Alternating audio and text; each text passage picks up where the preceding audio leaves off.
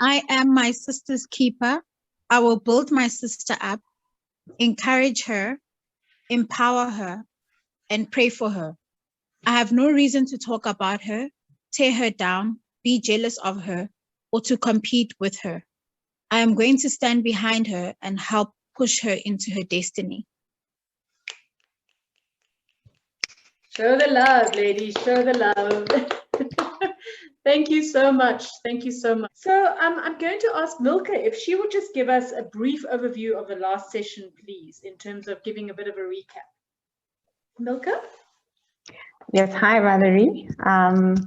So last week we did negotiation as a skill, and we focused on the three main principles that we listened to in the video. And negotiation, first of all, begins with understanding yourself. What are your goals? What is your mission? And then how do you communicate this to others? And know and then know your why, so that you're able to be clear and persuasive. And then the second principle was understanding others. Who are the others who can help you achieve your goals, and how can you bring them round to your point of view, understand where their decision points are, and make sure that you listen with an aim to understand what they're saying. And that goes to understanding and how to appeal to people by developing empathic listening and demonstrating how your goals are aligned to theirs, and what are their interests and goals, and how, if you work together, they can achieve their goals while helping you achieve yours. So those are the key principles we learned. But one other key issue that we discussed is that we have to understand that the no deal is also an option, and that if people are not willing to come to the table, then we should be prepared to say no. I'm not interested in that discussion. And walking away and understanding what your non-negotiables are, and when you're willing to just say no, take everything off the table. Yeah, that's what we discussed. Thank you, Milka. Appreciate it. Show some love, ladies, please. I don't know, we'll keep asking. Let's show some love. You can use the reaction comments you can use the reactions if you're not going to turn your cameras on, please. All right. So, ladies, I'd love to know, did anyone actually practice negotiation skills this week? Did anyone actually practice the U framework? And if you did, I'd love to hear your story.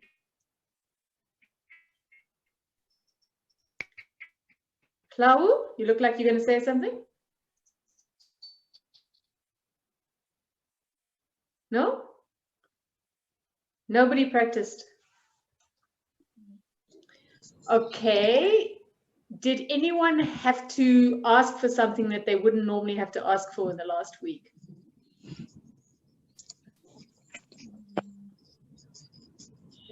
For me, I think I did. Sorry to just chip in because I'm driving and I can't raise my hand because I'm focused. Of course. But when it comes to negotiation, I think I did that this week because of the nature of my work when it comes to negotiation. So I had to form new strategic partners in terms of the seaters, which is a new space for me. So what I did, I set up the appointment. Then, we negotiated, because the first thing they ask you, why must we choose your institution instead of the other ones? So it was back and forth until they realized the bigger picture, because I put it to them that, we are niche, it's a new thing, and gave them reasons on why we need to do it. So at the end of the day, we came to a conclusion to say, you know what, and maybe let's give your organization a chance and see how it goes. For me, it was fantastic. And I'm sure it's going to bring revenue for my company. And I'm happy about that. These sessions, they're teaching us so much about ourselves also. And what I like the most is that, when you're prepared, you're able to answer any question that is brought to you. So I prepared myself for the meeting, and I was happy and I was confident that I'm able to answer all the questions. that were put to me. So yeah, we are learning and I love it. I'm enjoying the journey.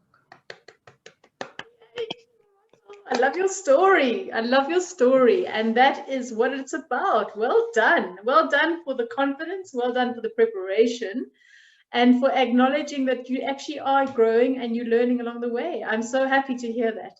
Thank you for sharing that story. Thank you for being brave. Anybody else?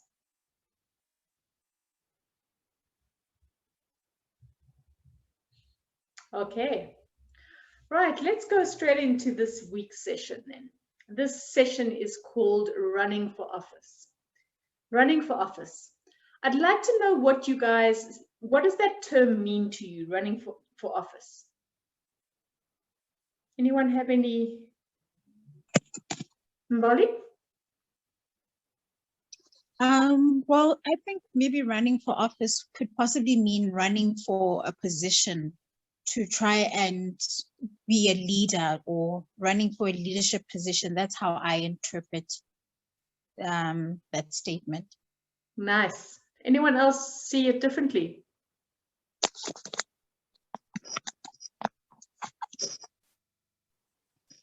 Okay.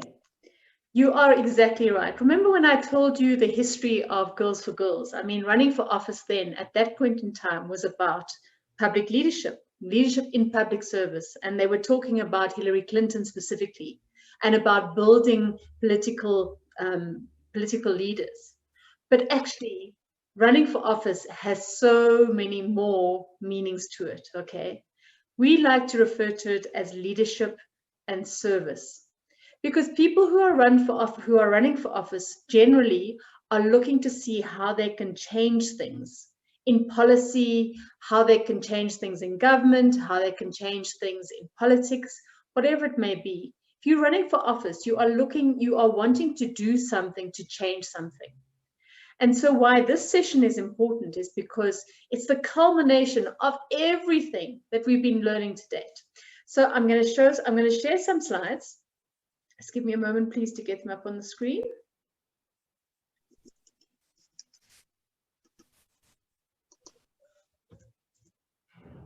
Okay, when I talk about the culmination, so we started off, right, with building trust. And the key principles there were about the sisterhood and how using our circles and using our network and building trust amongst our sisters and our colleagues can actually help you and help develop you.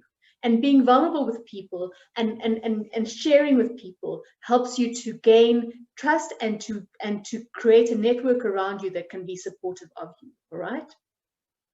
Session 2 was about courageous leadership, finding your mission, investing in your information gathering years, growing your village, and keeping your eye on the bigger picture. So those were your 2 foundational layers, right? We then had 3 skills-based sessions, the art of communication, and those were key: clarity, persuasion, inspiration, all right? Knowing your audience, knowing your why, telling your story, calls to action. And then, of course, last week, negotiation, advocating for yourself and others, and use of the U framework as Milka described earlier. So now we've given you the foundation, we've given you the skills. Now what we're going to do is we're going to help you take that next step up into leadership, where you all belong, all right? Exactly where you all belong. And this is about finding the thing that will be what you want to lead in. And I will say over and over, please never think about what you want to do. Think about what problem you want to solve in the world. Because when you have a mission or a vision of what you want to solve in the world, everything that you do in terms of your career, in terms of your life, in terms of whatever, will lead you towards solving that problem. Because it's something that you care about. It's something that you want to do something about. And that's what leaders do. Leaders choose that thing that they want to sort out, and they run for office to go and help achieve that goal. All right. Next week is our graduation, of course. We haven't forgotten that. But next week, we talk about not only are you now a leader, you're given the skills. At the end of the session, you are given the skills to be a real leader. Next week, we tell you how to be an ethical leader. based on your value system. And we will put scenarios to you that will challenge that value system over and over and over again. But we want you to think about the choices that you're going to have to face along the way. Because being a leader is not easy. Being a leader is tough, okay? You are constantly faced with choices and having to make decisions. And you need to know how to deal with those choices when they come to you. We know that some of Africa's biggest challenges are around the fact that we have leaders who are non-ethical. But Girls for Girls wants to build ethical leadership. That's what we need. That's what the world needs. And that's what the goal of this organization is. So this is one of my favorite quotes about leadership, right? If you are not at the table, you are being served for breakfast. And if you're being served for breakfast, you are on the menu. And so often when women are not at the table, more often than not, they're being used for something else. And so we as women have to step up to be at the table. We have to take our rightful place at that table, in any place. And my other comment that you've heard me say before, your corner office can be anywhere. It can be in your kitchen. It can be in someone's office. It can be in a building, in a five-story building. It can be anywhere. It doesn't matter. That corner office is what you make it. It's what you determine it to be. When you are a leader, you can be a leader anywhere. You don't even need an office, to be honest, because people will naturally be drawn to you and people will want to follow you because of the things that you bring to the table. So be at that table. Take that step up and decide what you want to do and where you want to go. So running for office is about leadership and service. And these are the questions that we want you to ask and think about, okay? How can you serve your community? And community in the broader sense, it can be a small community, it can be a large community, it can be a global community. But how can you serve your community? And I want you to really think about this. It's not a simple question. It's a question that you need to mull over, all right? You really need to think about how can you serve your community? And some of the easiest ways to do this is by thinking about what is it that's bugging me, I drive down the street and I see the potholes and it just bugs me, and it bugs me every single day. But what? Am I going to do anything about it, or am I just going to let it bug me? I hear about GBV. I hear about it all the time, and every time I hear about it, it really upsets me. But what am I going to do about it? We can spend our lives being upset and worried about things and stressing about things. But actually, it takes one person to step up and do something about it. And if they lead in the right way, others will follow. I'm going to say that again. If you lead in the right way, others will follow you. But you need to step up. You need to think about that thing that you're concerned about and think about what you can do about it. And you know what? When you surround yourself with your sisterhood, they will help you find ways to sort that out. And they'll carry you and support you to going towards doing that. So how will you give back? That's the next question, right? What will you give back? Yes, I have my day-to-day job, but I need more. Please help me, I need more. Think about what else you can do to give back within your day-to-day job or outside of your day-to-day job. I currently have 3 jobs. I have my full-time paying job, I have Girls for Girls, and I have my Sekela Foundation, which supports local communities. I make sure that in every aspect of my life, there is some way that I am fulfilling that need to give back. Because, ladies, we are living in a world where there's not enough giving back. And unless you are giving back in some way, you are going to remain an empty person. We need to fill ourselves by finding that thing that we can actually add value and give back to. The next question is, what is your leadership vision? Not just for yourself or as an individual, but what are you thinking about in terms of the community, in terms of the world? What do you aspire to? What type of world do you want? And what type of leader do you want to be in that world? These are big questions, but they're questions that you need to think about when you're thinking about your future and where you want to go. And then ultimately, you really have to think about what's your plan. Once you've been able to answer the first three, how can I serve my community? What's bothering me? How will I give back? What is my vision? Next thing is, what is my plan? And then I refer you back to session 2, where we talked about keeping your eye on the bigger picture. No matter what plan you decide, keep your vision, keep your eye on the bigger picture, on that vision that you want to change. So what do you need to be able to do this? And this is where it becomes interesting, right? You need to have influence and you need to have some sort of power. And only you can bring that influence and power to the table. And that's in completely believing in who you are as a human being.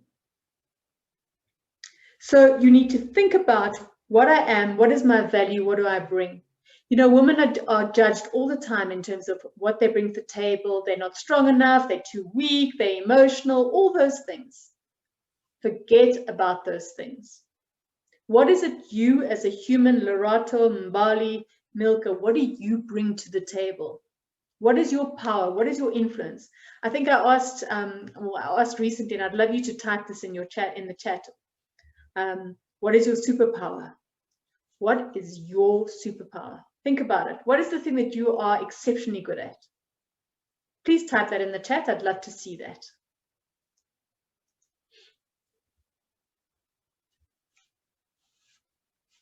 What is your superpower? What are you exceptionally good at?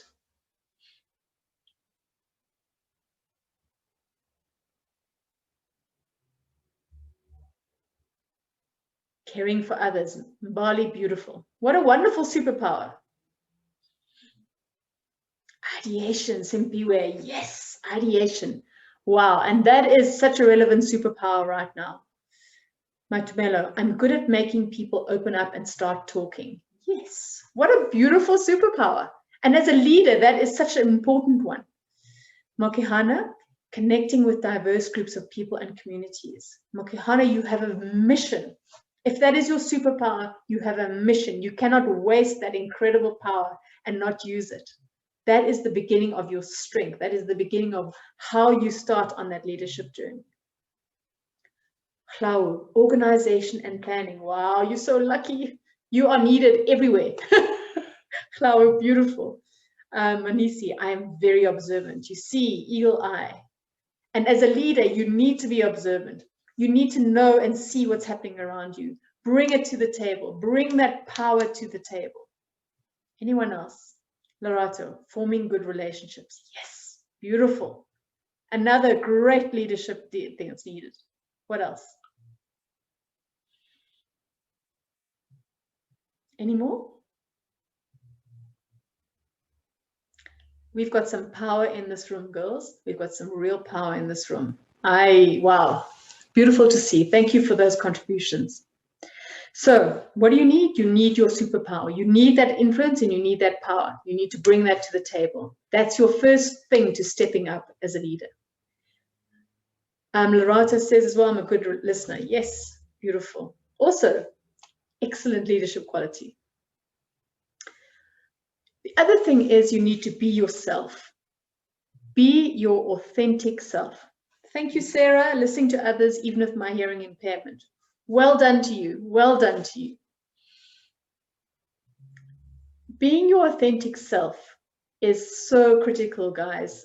And this is another real superpower. You know, as women, we often feel like we have to adapt or we have to change to what people may think we should be. You know, be stronger, be less emotional, be whatever it may be. Don't listen to any of that. People can immediately see when you're being fake. Immediately. If you stand up on a stage in front of millions of people or thousands of people or 100 people or 5 people, they can tell when you are being fake. Be your real self. That is what will connect you to others. Okay. And then I'm going to go to next 3, which are very much about what Girls and for Girls is about. We've given you the skills, right? We've given you how to communicate. We've given you your leadership, your trust, your negotiation. Use those skills. use them, go back to those lessons, reread them, practice, practice, practice. I'm telling you, they are like a muscle. And once you develop that muscle, you will never lose it. So important. But also use this network. Right now, we are 13 women. The power that is in this circle of 13 women is unbelievable. In 3 years' time, you might walk into a place and you might be looking for something. And guess what? There's Milka. Or guess what? There's me. And you go, oh, wow, I remember. Da, da, da. And guess what? Because there's that connection, boom, you have an in. Whatever it is that you might be looking for, already there's that. Okay. You want to become a top something. Within the circle of 13 women, somebody knows somebody who can help you connect them to that information that you need. We are a beautiful network of women. G4G in 24 countries globally already, okay? In 3 years' time, we want to be connected to 1 million mentees and 10,000 mentors. Can you imagine how incredible that will be if you go traveling around the world and you connect with some woman who's in G4G and what the possibility could be of that? Use your network. Stay with us, join our alumni, you know, connect, attend the workshops, attend the things that you will keep growing. It's such an important and powerful network. Keep promoting women and women's agenda. Build your sister up. Don't tear her down. Stand behind her and help push her into her destiny. That is the foundational belief of G4G. We are here to make other women more powerful so that they can help us step up at a later stage. So important. And then ignore the high standards that people set for women. You've got to be this and you've got to be that and you've got to be this. Sometimes you just have to be you. Nothing more, nothing less. Just be you. Okay? You don't have to be a super mom, a super worker, a super everything. Sometimes you just need to focus on the things that are important. And that's all that matters. And don't let anybody tell you to be anything else other than that.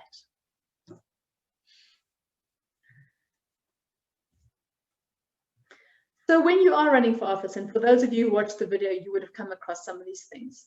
Don't change who you are. Your power is who you are, okay? Be yourself. Professor Jardine talks about nothing arriving before you do. So this is important. When you're going to be stepping up into that boardroom or stepping up into wherever it may be that you're going to be showing up for, when you're running for your leadership or service role. Be cognizant of the fact that you want them to see you and believe in you. Don't let your clothing, your perfume, or whatever it may be, arrive before you. Let them focus on the important things, the message that you have, the clarity that you bring, the persuasion that you bring. Don't, feel like you have to arrive there and blow their socks off by the way you look. It's not about looks. We know that women are judged by their looks. And so think about how you can combine what Professor Jardine talks about, your voice, face, and hands to get your message across. He talks about how 55% of people only look at body language before they listen to your voice or before they listen to your words. And that's a big, big percentage. So if I'm like talking, but my facial expression is like this, or I'm not expressing myself in the right way, you're going to lose people. Connect your face, your hands, your voice to the right message and the same message. And think about if they're not listening to your words, they are paying attention to your body language and they're paying attention to your voice. So use your voice in the right way to step up. So critical. Those are some of the key messages. Don't let anything arrive before you do. Get your hands and your voice to work together in delivering your message. And then last but not least, but so critical, don't let anyone ever patronize you or tell you that you are not good enough. I'm going to say that again. Don't let anyone ever patronize you or tell you that you are not good enough. As women, we are often put in situations where we are talked down to, where we are mansplained, where we are given, sort of like, oh, no, you don't have to come, we'll do it. You don't, that kind of brushing off of you. Rita Motlano, who runs G4G South Africa, always tells the story about she was in a meeting with a bunch of very high-powered people, and she was the only woman in the room. And so one of the guys said, Rita, will you take the coffee order? And she was probably one of the most senior people in the room. And she immediately said, no, I'm sorry, I won't. She would not let them patronize her because she was the only woman in the room, that she had to make the coffee. There are multiple and hundreds of situations that this happens all the time, I'm sure. But ladies, don't let anyone let you believe less about yourself. You are a superwoman. You bring your power and you be your authentic self. And don't let anyone ever tell you otherwise. So I've talked a lot. And I'm now going to hand over to our amazing speaker today. This young lady embodies what I was talking about earlier in terms of finding the thing that bothered her and finding a solution to fix it. And Titose Chembezi is from Botswana. Her personal mission is to create robust, efficient systems to make finance inclusive, affordable, quick and simple. Don't you love that mission, ladies? Think about what your mission is when you're listening to her. She's interested in digital transformation, and in particular the application of AI and data science in the financial industry. She's the CEO and co-founder of Quickie, which will soon be Altery. And this Altery facilitates the access to credit for the unbanked, people who don't have access to the banking system, working with telcos and financial institutions to deliver the service. She has a Bachelor of Finance degree, and she has experience as a student and entrepreneur consultant in Botswana, South Africa, and Hungary. She was selected from 300 global participants to attend an intensive leadership training, innovation and entrepreneurship course in the USA. And she's also currently doing her master's in Phil and doing research on promoting financial inclusion. I am now going to hand over to Titose. Please give her a big welcome, ladies.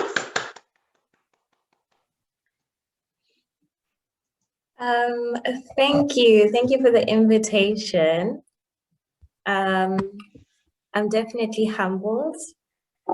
So I guess with my story, like how it all began really, it started last year in 2020 when lockdowns happened during the COVID-19 crisis. And I saw like governments, particularly in Botswana, more focused in Botswana, how they were helping formal businesses with tax breaks. Even banks were offering holiday breaks from paying like premiums. And then I thought about, what about the street vendor that's down the street? How are they being assisted? Because during lockdown, they mostly deal in perishable goods. And when you open the economy, where can they go for financing to help them kickstart their businesses? There's currently no formal institution that's going to help them. And so I looked to see what are the solutions out there in the world that are targeting the informal sector, and how can I make them better in terms for my economy, and possibly if this is a problem that's apparent in other countries, it would make for a scalable solution. I didn't know how, but that's just where I started. And at the time there was a competition. It was the SADC competition in partnership with Finmark Trust for financial inclusion. And I applied under the SMME financing category with an idea. And this idea was, okay, I looked at people in the informal sector. They may not have collateral necessarily, they may not have bank accounts, but most of them have cell phones. Well, cell phones, because we live now in a digital era, data is a commodity. So how can we monetize data and get the informal sector access to credit, and also helping the financial institution or government have valuable information enough to make a a well-informed decision in order to finance this market segment. And that's when Quickie was born, and we focused on using mobile data. This is information from the cell phone. We look at things, we look at various data inputs, such as the easiest that comes to mind is like airtime. How much do you top up in airtime every day, every month? Who do you call and stuff like that? When you give us permission to access that, then we can create a score and information that's informative to the financial institution in order for them to give you the finances. So originally, we wanted to create our own mobile wallet. But then we saw, in terms of regulation, there was a huge barrier in terms of they required a minimum of $200,000 as a entry into the market to just sit in the bank. And then you needed to have your own money now to finance operations. How are you going to convince an investor or a bank that you need $200,000 to start for an idea? And so we then sought to partner with an existing mobile network operator that already has the license. The reason why we didn't go with that option first was because we saw that the transaction fees, more especially in Botswana with mobile wallets, are very high as compared to East Africa. When you use M-Pesa, they are very affordable, and that's why there's high adoption as compared to Botswana. That's why we wanted our own mobile wallet, but the startup costs were too high, so we ended up going with a telco company, because we figured, okay, let's use Botswana as our testing ground. And then once we've proven that our solution works, we've raised enough money, then possibly in other markets we can, where there's less a higher fee to starting in that market, that's when we'll scale our solution. And so luckily we won my category in this competition, and I had a co-founder then. But because I'm coming from a traditional finance background, and this is a tech solution, so I had co-founded the startup with a technical co-founder, which unfortunately he had to leave along the way due to like family constraints. And so I was now back to square one of like, okay, here's the solution. We started working on it, but now I have no idea on how to finish it. I don't have clients yet, but I do have traction. And then I started looking in the community of developers, who can I get to partner with me? And I noticed a lot of the developers that are there in Botswana, there aren't any females. It's mostly guys. And you'll find that most of them overestimate their skills. And they hope to somehow along the way figure it out. But with such a product, there is no way of figuring it out along the process. So it was very difficult to get someone locally.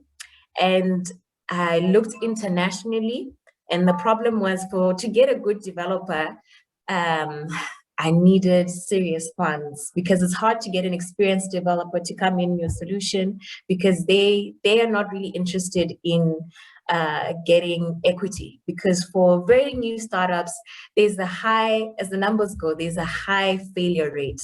They want to get paid for their services. So it's finding that balance.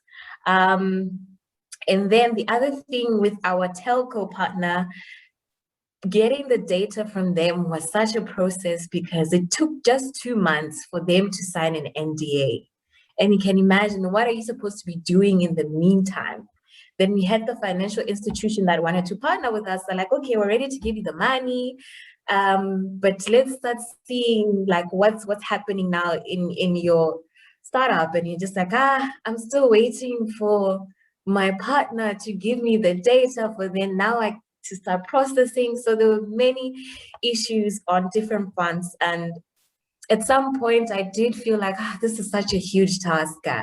I wanted to kind of let go of it, but then I thought to myself, as I told Val the other day, when you don't work on a nagging issue on an issue that keeps nagging you, you're robbing the world of that solution. It came to you for a reason. And so it's your duty to now implement it, and you can be able to change other people's lives.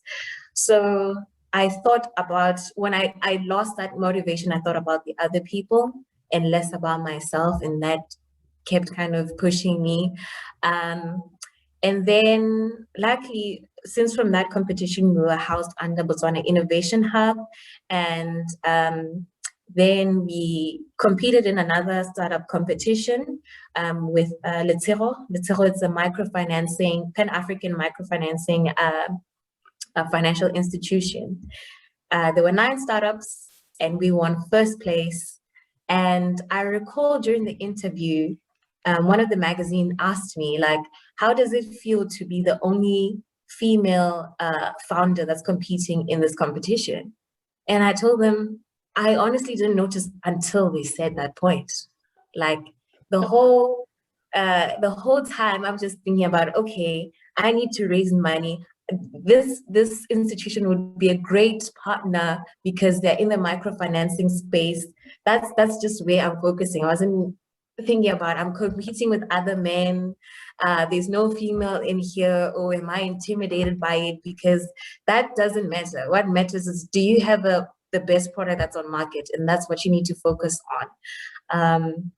And so from that, we developed further negotiations and talks, but I still had a big problem of I needed a technical co-founder.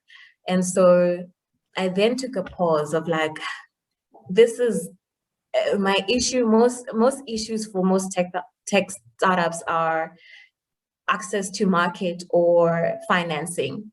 For me, it was neither. I had both, but I needed talent, but it was not there, or one that I could not afford. So I had to slow down, and I then decided to do a master's program in financial technology at UCT. And I was like, well, if I can't find it, then I'm going to become it. Because like, I'm not going to let this big issue be what's going to stop me. Clearly, the solution needs to be in market. If I already have clients before the solution is done, if I already have a platform before the solution is done, it's gaining traction because we already started talking to MasterCard and GSMA, and they're really interested in the product. So I was like, you know what, even if I don't have a technical background, I'm going to learn it. It's okay. I'll find probably a team to help me build the solution in my school, and I'll network with the right people. I'm just going to continue on this journey, because not only, it is also, I mean, like, an entrepreneur lifestyle is not the easiest. You have a lot of hard days and you have good days, but it's very, very rewarding because you meet a lot of people across different backgrounds, and you get to network, and you get to challenge yourself, because you're put in situations that you never thought before. I've had to negotiate not only for capital raising, I've had to negotiate on why the solution needs to be in market. Every point in your life you have to negotiate, and you have to think of ways that how do you make each transaction mutually beneficial for the other partner and yourself. So it's been a constant learning experience. And now I've built the team, and now we're building the solution. And like, with instance today, I got a surprise because we were featured in a report that I don't know if you guys know about unbanked here, but we're in the same report. They're looking at fintech solutions that are across Africa. So that was a really humbling experience for me to see that, like, wow, I'm on that level. So my thing is to say, like, it doesn't matter if you don't know how. I'm a spiritual person, and I believe once you know what you want to do, like Val said, your mission, you just keep at it. Everything else will follow. The team will follow, the money will follow. And as they say, you don't fall in love with like the idea, you fall in love with changing people's lives. because your idea may fail. Whether you're in the job or you're running a business, that idea that you had, it may fail, and you may need to pivot, you may need to change. But for as long as your mission is to change people's lives, that will keep you on track. Yeah. Thank you. Wow, Titose, so many words of wisdom. Thank you so much. I'm sure the ladies have lots of questions. Please turn on your please turn on your videos and your microphones. We'd love to hear from you, ladies. Wow, focus on your lovely comments coming through. I would love to ask you, what was it got you started in finance? What was your interest in finance? Where did that come from? So growing up, my father runs his own business and my mother is a doctor. So every time I used to ask her for stuff, she would tell me she doesn't have money. So I was like, I don't want to be a doctor or be an employee. And then with my father, sometimes he did have money, sometimes he did not. So I was like, okay, maybe business is the way to go, but having multiple businesses would prove better, because when one is not working properly, the other maybe will be working, and I'll consistently always have access to money. And then when I got into varsity, I figured maybe the best way is to learn and understand how money plays a role in the economy and society. And that's why I chose finance. But upon finishing my degree and I reflected on how my journey has been, I realized it's a merge of finance and entrepreneurship, because I ran a student club in varsity to help student entrepreneurs, just to build an ecosystem to help each other. Even with the leadership programs that I did, they were more towards entrepreneurship. And even my final dissertation, it was on SMME financing. And so I realized my specialty could lie between finance and entrepreneurship. Beautiful. Thank you. Matumela, I saw you turned your camera on. Did you want to ask a question? Be brave, Matumela. You can do this. No, I really don't have any questions, but you know, I loved it when she got to that part where she said, Kori, if you can't find it, then you should be it. And I was like, yeah, that's definitely the way to go. Beautiful. Also one of my favorite quotes. Anyone else? Manisi? I have a question. I would like to know if so far in your business, is there anything that you've encountered that you wish you had done differently, and one thing that you think you've done that has set you apart? So I have a different outlook on mistakes. For me, because I used to do art when I was in high school, and a thing that has stuck with me is what my high school teacher said, which is, it's in art, but I applied it in life, which is, there's no such thing as mistakes. You can always make it so that the mistake, what you call a mistake, was always intentional, and make it into a beautiful piece, which is what I did with my artwork. And so with life, maybe in the moment, it may feel like a mistake, but when I look back, I see this is a journey and it's a story. It had to happen for me to be where I am today. So when I look back, sure, I can say I wish I studied harder in high school. Maybe I could have gotten on the Top Achievers program that is offered in Botswana, where the government sponsors the top achievers from high school to Ivy League schools in America, and stuff like that. But I wouldn't be where I am today. And I love where I am today, but in the moment back then I didn't. So for me, it's like the mistakes aren't a mistake, they're part of my journey. And then I would say a thing that makes me stand out, I think people say I'm very mature for my age. I'm only 22, but I've done so much great work. And that's because when I get into a room, I use that to my advantage. I don't see that as a weakness. And in Africa, yes, it's known like most people in high positions are older people, and they sometimes don't look at, they think age, you don't have maturity. But when I speak, I make sure people listen. Even with the soft voice, I've been told you have a too soft voice, you know, you need to be tougher.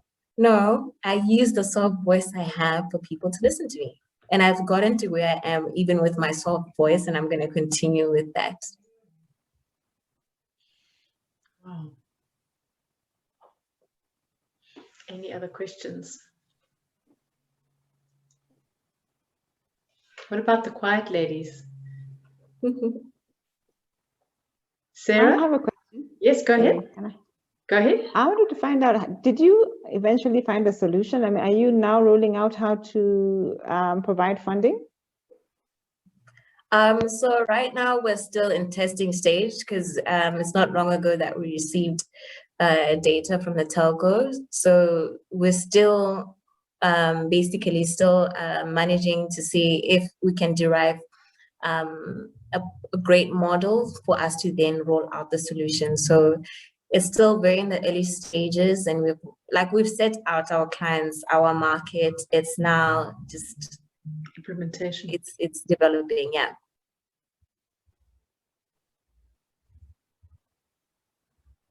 Sorry, and I have another question. How do you keep the telcos from stealing your idea? Because that's, I mean, the big telcos do steal ideas, yeah? It's positioning yourself right. They know they can't do, they know they don't have the expertise. They are just the platform. And so originally, actually, we just wanted to use their platform and we'll get to the financial institutions. And then they were like, no, we want, because what it would be like is when we reach market, it would be, the market would be our clients, but they wanted it to be their clients. Like our telco, it's just too early for me to say their name, but our telco wanted to take, wanted the loans to be in their name, in the public. And so we would just, in the background, do the work for them. And originally we were like, no, we want the market to know it's us. But then we figured, you know what? Like we intended Botswana to just be a testing ground. So it's fine if it's on the front end, it's just them. At the end of the day, we're leveraging their platform, we're writing on their license, we're testing through them. And then in other markets now, we will be the face of our product. So it's sometimes a give and take. You have to see the pros and cons, and it's being very clear with the telco, like this is where you can negotiate up to, and this is where you will not. For me, I've known whether they take my solution or not, I can go to the next one and they'll still be happy with my solution. Even if all 3 telcos in Botswana refused, I already started talking to telcos in other countries and they were interested in the product. So it was like, I know I have a great solution and I'm not going to take any mess around it. And it's also important to have your papers in order and legal representation as well. So that off the bat, I had already started, which is cost as well, but it's cost that you cannot like avoid. It's very important to have legal on board. And so I had my own private lawyer, but I also tried to leverage the lawyer that was available from the Innovation Hub. So you try to look for ecosystems that are available and try to use from them to just reduce your costs. So what do your parents think about your journey?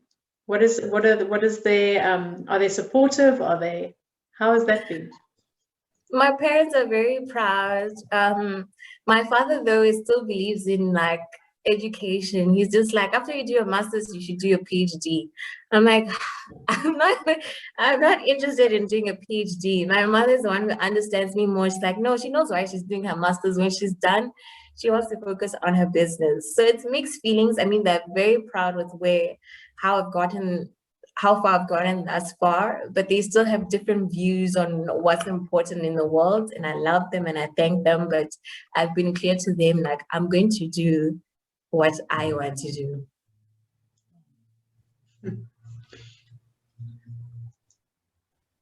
Anyone else? Any questions? Is that it? Katlego, are you the only female leadership in your organization? How do you manage leading a team? I'm not the only female, and I just manage my team in the sense of knowing who's good at what, and when it's time, like when the task comes, knowing who's the best to do that particular task, and staying in your lane, but being of service to everyone. So our product is obviously of service to the market, but in terms of leadership qualities, a saying I've learned is about unlocking the potential in others. So you have to be of service even to your own team that's under you. Know that learning is a two-way process. You can learn from them, they can learn from you, and try not to be like over assertive just because you're in a leadership position. So that's how you can actually empower your teammates. It's not always easy because you can have differing opinions and you want things done a certain way. So sometimes when you're at wrong, admit it, because that speaks to your character and your integrity. And then, you know, you then move forward from there. I mean, during my journey, I'll admit that there've been some team members that have stayed with me throughout, and there've been some that have left. And I've come to make peace with that. That's just the journey.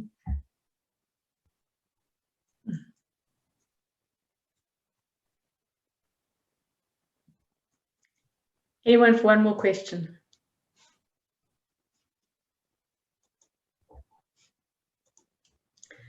I think that's it. Hi, sorry, can I jump yes, in? of course. Just another one, because earlier you touched on you were meeting from the technical side, people that were overly confident about their skill sets, and then you became it. And then as along the way, obviously you're meeting people within the same space that you are needing the skill set. How did you approach them, and like the process of getting people to come on board on this idea that you have and just helping you facilitate it? How did you work around that?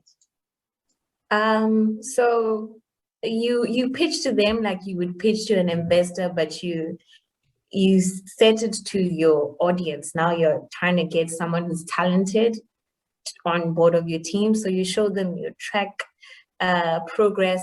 This is what you've achieved. This is what you've done. This is your dream. Because you want to bring someone who is aligned to your dream, not just anybody. And then when you've built a strong enough track record, it becomes easier for people to join your team. And so, because I know that one of my greatest strengths is more on business development side of getting access to partners, to finance, and being clear, like, when you come on board, this is where you'd be, this is what you do, and this will be, you need to show them how they'll add value to your organization, how you add value to your organization, so that there's always accountability. When one side is not being done, who's responsible for it? And I think that's how you can attract talent and people to join you. Yeah, no, so it's like, great. I'm not asking you to join the team and then for me to sit down for you to do the work. No, yeah. I understand what my role is within the organization, and this would be your role. Yeah. And did you ever get patronized at any point because of your age, and people just didn't take you seriously and they just thought you were winging it? Yes, I did. There's a time when I had a mentor that was assigned to me from the Innovation Hub in Botswana, but he wasn't part of the hub itself. He was an external mentor. And I recall at some point he had asked for money. And I gave it to him because he had promised that he would like return it a week later. The week came, then he gave me another excuse. And then like the excuse kept rolling and rolling and rolling. And then I had to inform, excuse me a second, apologies.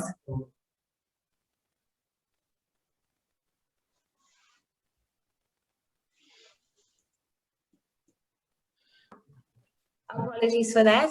Yes, so I then had to report him to the Innovation Hub after giving him some like countless chances to pay back and keep it from growing into a bigger situation than it was. And unfortunately, after I reported it, then they removed any collaboration that they had with him, and a lot of the endorsements he had for the work that he does, this like all fell through after the incident happened. And that could have long been avoided had he taken me seriously when I told him, your deadline is up. You said you would give the funds and you returned them, and he didn't. I think he thought because I'm very nice, people can take you for granted. And because, you know, when you have a mentor, you look up to them. And so, you know, it was a very difficult and situation because he was good at what he does, but I think he had financial issues, but he wasn't forthcoming and upfront about it from the start, and it led to what it led to. So Wow. that was one experience that I learned, and yeah, it's all part of my journey. No, thank you. Okay.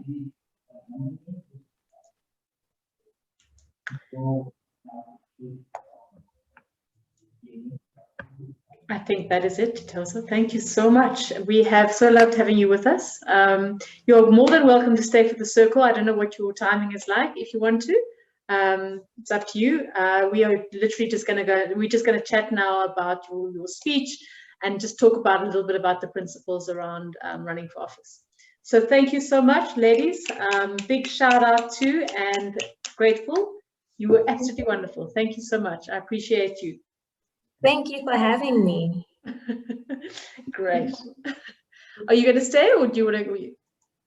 I think I'm going to stay, but I won't be staying for the whole conversation. But I also want to allow for the girls to just be able to speak freely. You know, maybe it wasn't that informative, and you should be able to speak freely. I doubt that is what they think, I promise you. But thank you so much. You're more welcome to stay. Thank you. Thank you. All right. I've done a lot of talking in this session, so I would love to hear a little bit from the other mentors now, just in terms of some of the questions in the circle. You've all done the prep. Would anyone like to start off the session?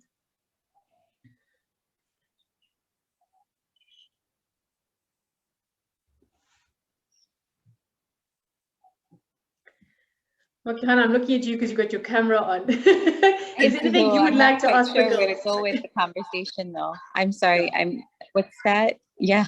No, it's because I was down for a while, and I'm finally able to join. And I apologize about last week and not really being able to be present with you all. No, I'm just here listening so far, and I'd like to hear, I guess what the other girls have to say, but it was a really good session. Yeah. Cool. Is there anything you'd like to ask the girls about what they've heard? No, can't think of anything right now. All right. Simpiwe, Nkubile, is there anything you would like to ask the girls? I'm so sorry. I just joined, so I missed the speech, or rather the speaker's conversation. So I can't necessarily relate in terms of just linking it to what has been shared in the plenary. So I don't have anything at the moment. Okay, let's talk about the principles of the session. Yes, go ahead. So I have a question, and so the principles that we learned when we watched the video, and you highlighted them, was not changing who you are, nothing should arrive before you, get your hands on and your voice to work together, and don't ever let anyone patronize you. I think that Titose really embodied those principles. She went in being the person who wants to, I think, provide financial deepening, whatever whatever words you put, it's just deepening of the financial sector and providing everyone with ability to get financing, and she stayed stuck with it. And if no one was there to help her, then she would become it. She let her ideas get there before. So she was applying I assume she was applying online for this award. And so the idea was already there. So when they saw her, I'm sure they were shocked. She's so young and you know, and she's got these big ideas, and it's really revolutionary, particularly if you don't have mobile money in Botswana. So it's really out of this world. And everything you did worked towards achieving that goal. And then the last story you just told us, don't ever let anyone patronize you. I mean, that guy, he was conflicted in more ways than you can even imagine. I can't imagine that someone in that position of authority could even do that. It's unethical. And because of who he was and where he was in the organization, you thought you were obliged to give him the money he asked for. That's very unfair. But you didn't let him patronize you, and he could have gotten away with it. So I think that this was an excellent example of how we can really provide public service and really stand our ground and stay authentic to ourselves. That's what I thought about Titose's talk. But I would be interested in hearing from the girls what their fears are about taking up office. That's me.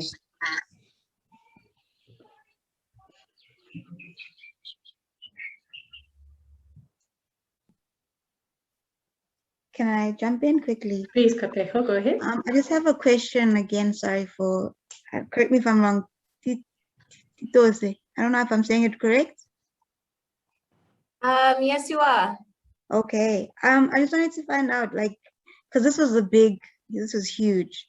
How did you manage, and where did you find the strength every time, like, you hit a hurdle or things were just obstructive in keeping to your vision and your mission? And I mean, all these things that you've come across, where did you get the strength, and just how did you manage? I'd say three things.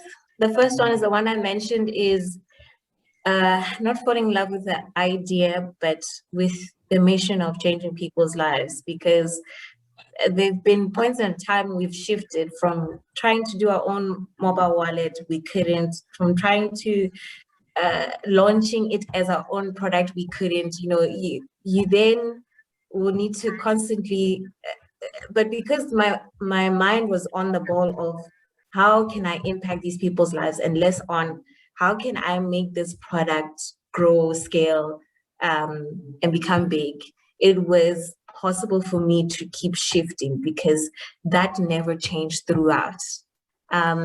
The second thing I would say is the people you keep around you.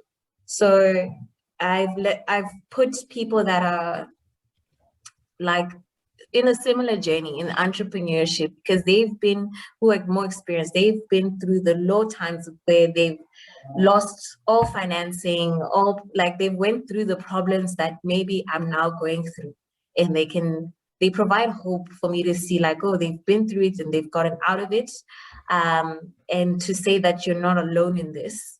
So that's been the second thing, the people that are around you. And the third thing for me, because I'm spiritual, I trust that everything will work out for my good because it's been written.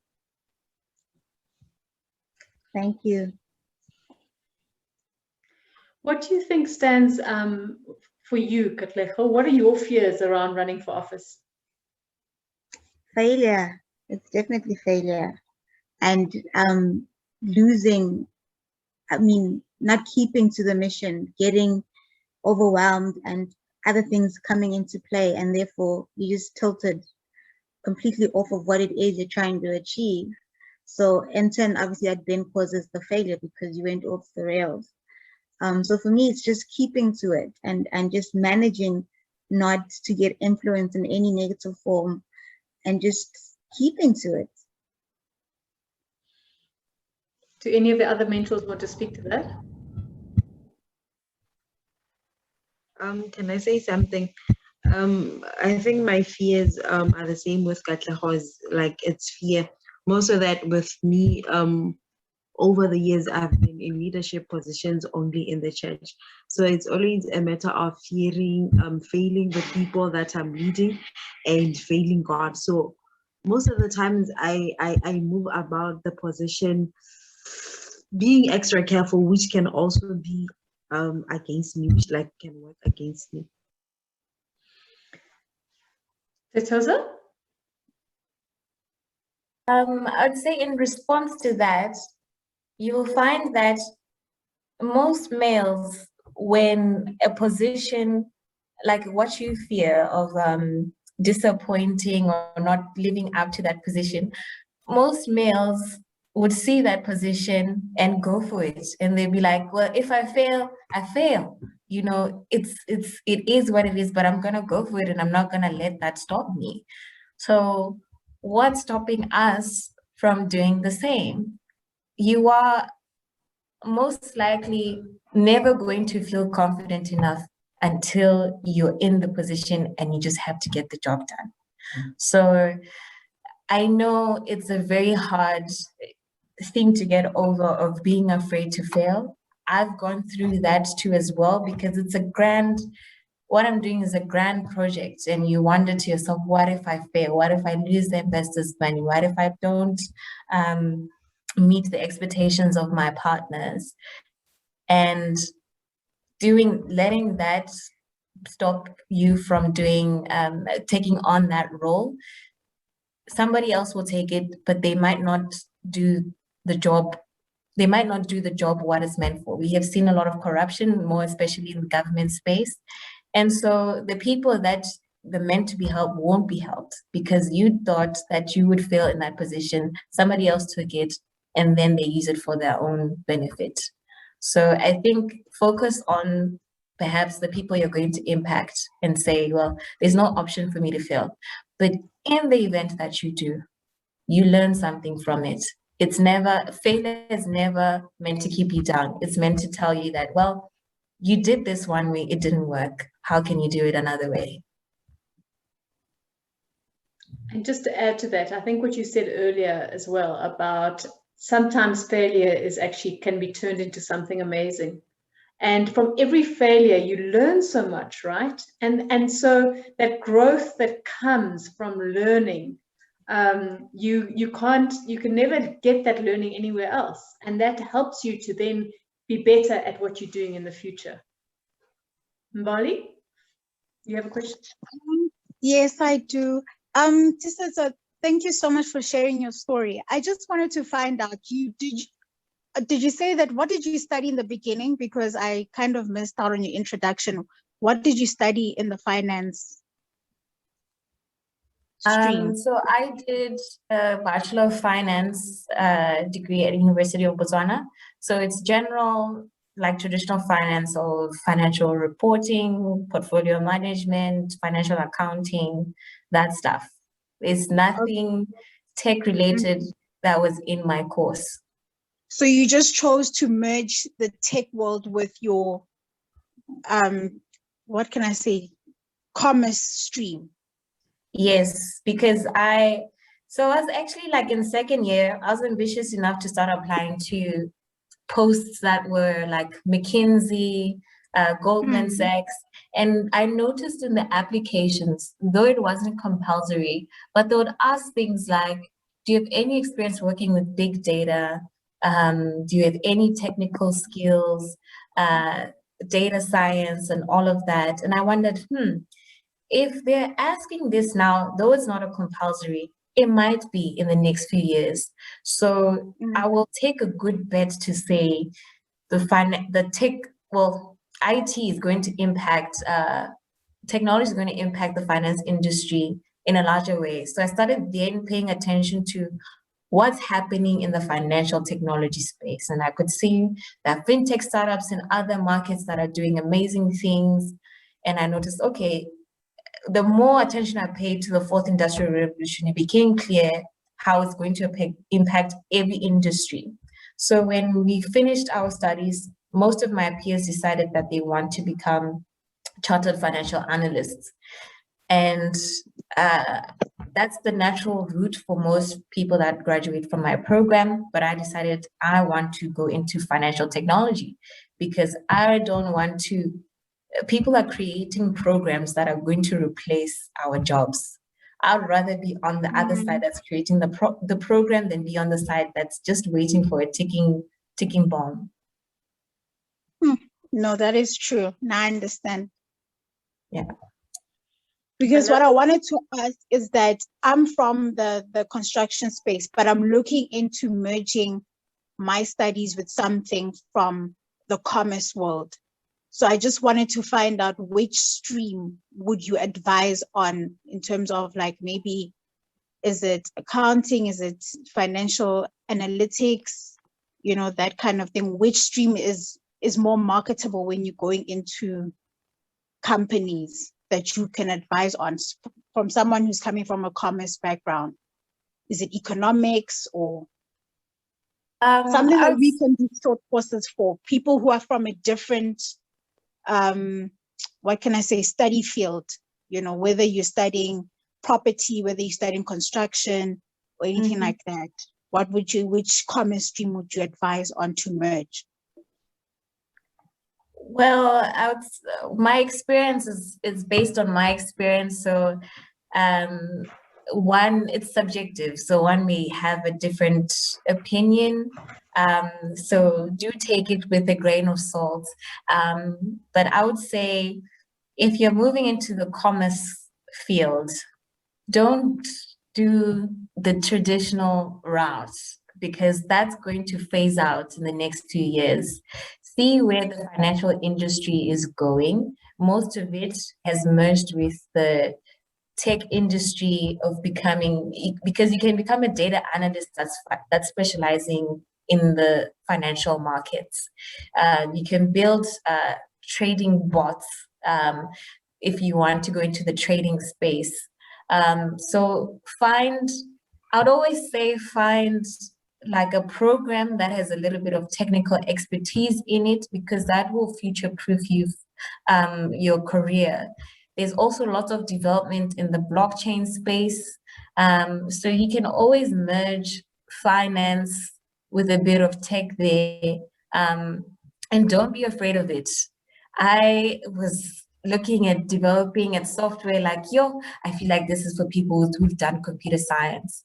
But what encouraged me is when I saw an article of a 90-year-old Asian lady that built a game for elderly people, like an app, because there was no apps for people in the, what do you call this?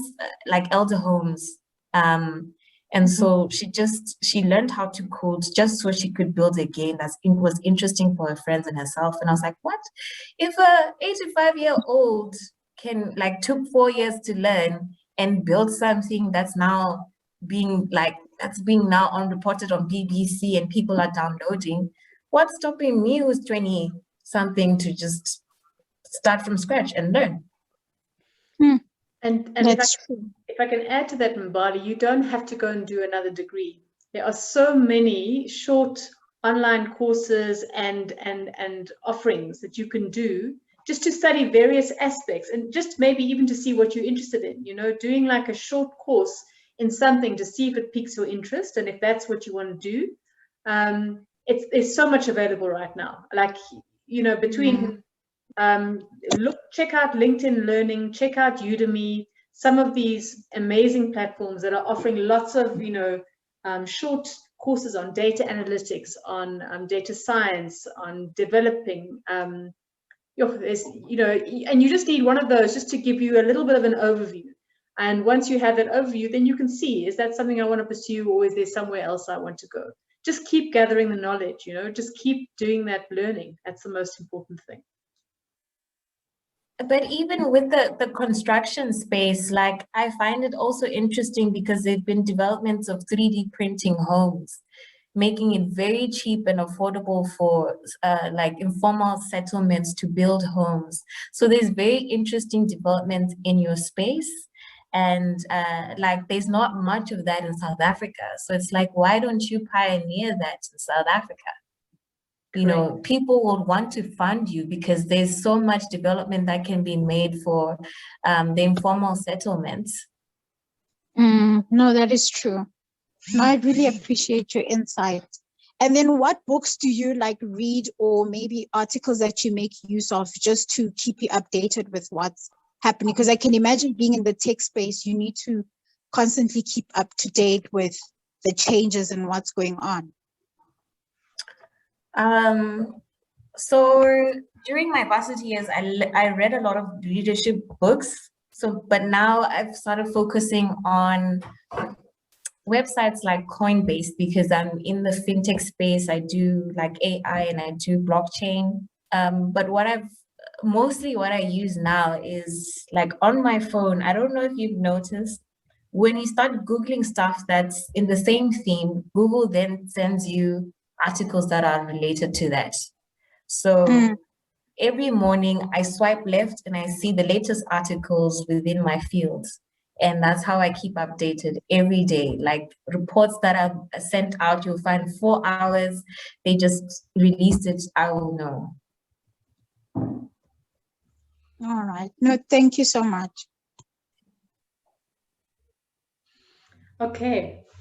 Thank you for that insight. I'd like to ask the ladies, what we talked about the fears, right? About what you are fearful of.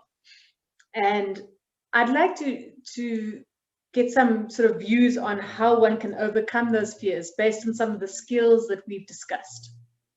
Does anyone have any insights about overcoming that fear after having listened to what Titose said and what the videos and some of the things we've talked about? Any insights there?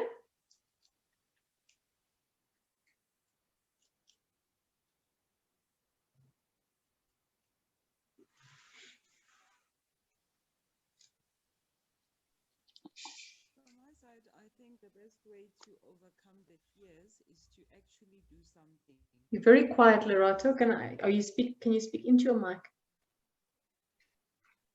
Okay, I was saying the best way to That's overcome better. your fears, is to actually do whatever that you are fearful of, because otherwise then you won't grow.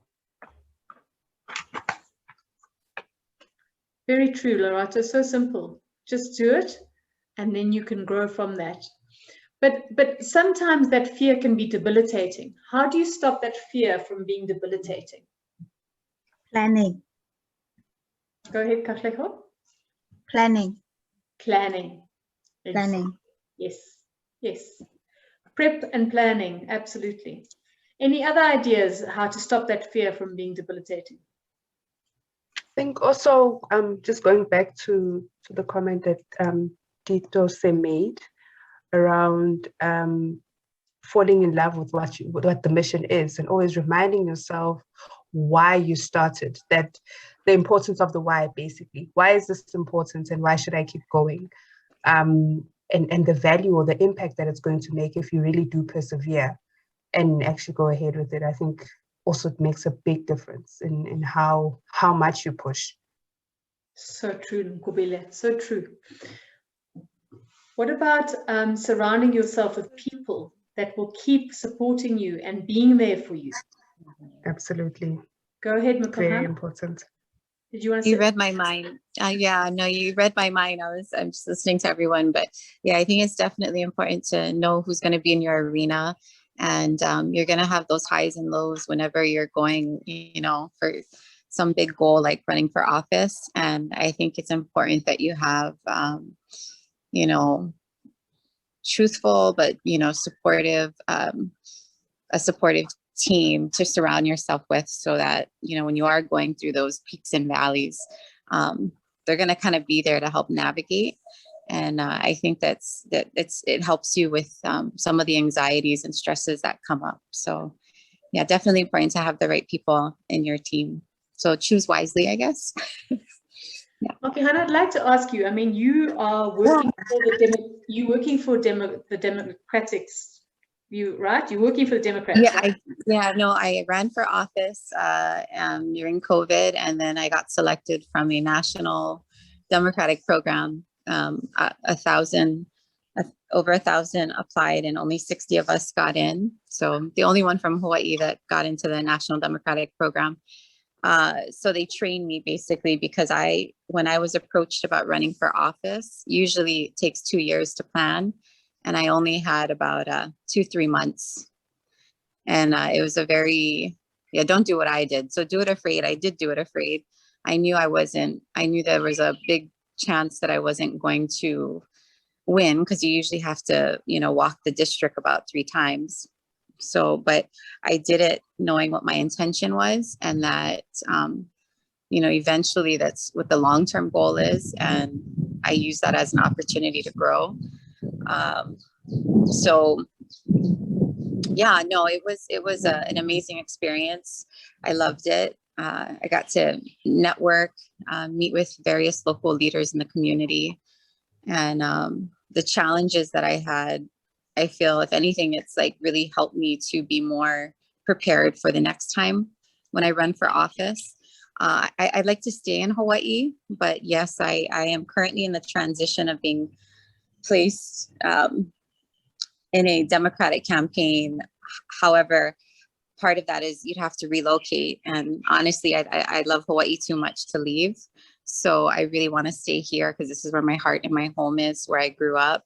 So I am working on seeing if I can get placed here in Hawaii. But yes, I am a Democrat. And I will continue to serve my community. What were some of the challenges you faced, Hannah? What were some of the challenges?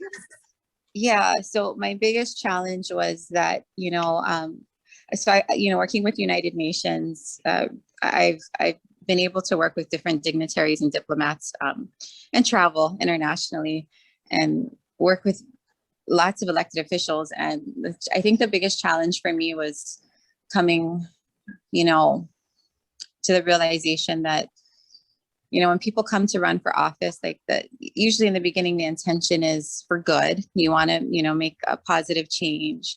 But I think what was hard for me was realizing that not everybody has the right intentions. Not everybody, is always doing the honest work. Sometimes, deals are being made that I feel would compromise your values.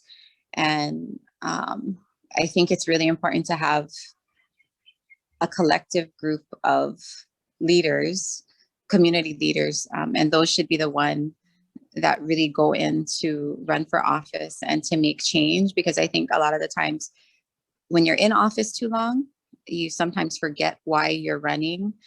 And that was hard for me, is when coming across local leaders that aren't very ethical, or they're doing things that, are harmful to others, or, so that was a challenge for me. But I think now that I've gone through it, it will better prepare me for the next time around. And like I said, about knowing which players to have in your arena that are going to be there to support you. But, being watchful of, I guess, others that may not have the best intentions, and knowing how to better navigate through that and kind of guard yourself, especially when you're, when you have your heart is good, your intentions are good.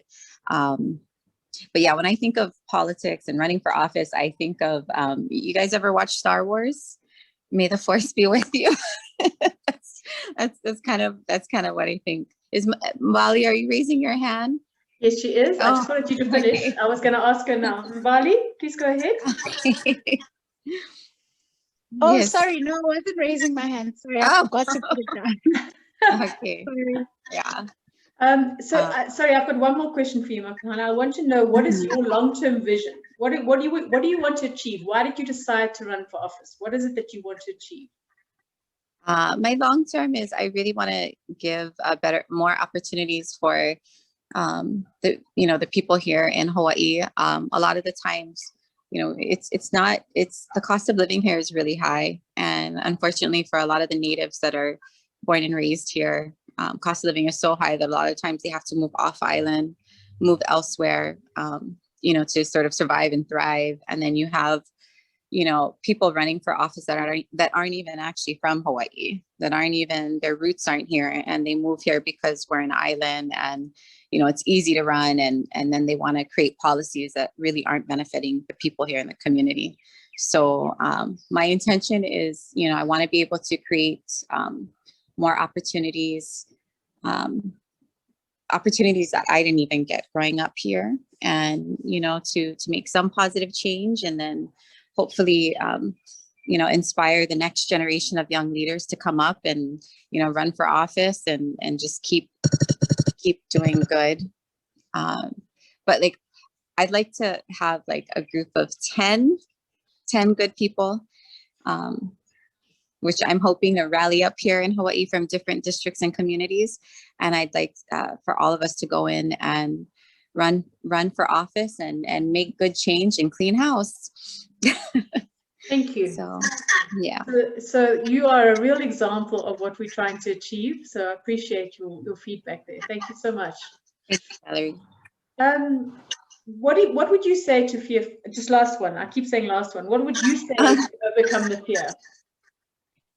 I wish I could. Yeah, no, there's a lot of fear. I was going against an incumbent that's a tough one, and he was known for being relentless, and he was, he's not a. I went against a really tough opponent. Definitely, it was scary. I mean, he had put what I went through that was scary was that he had actually put my physical home address online for 2-3 weeks, driving to constituents' houses. I was getting calls. I had an amazing campaign manager, Ilihia, one of the best. And I wish I could. How did I handle my fear? You just do it. And I mean, what you guys said, do it scared, do it afraid.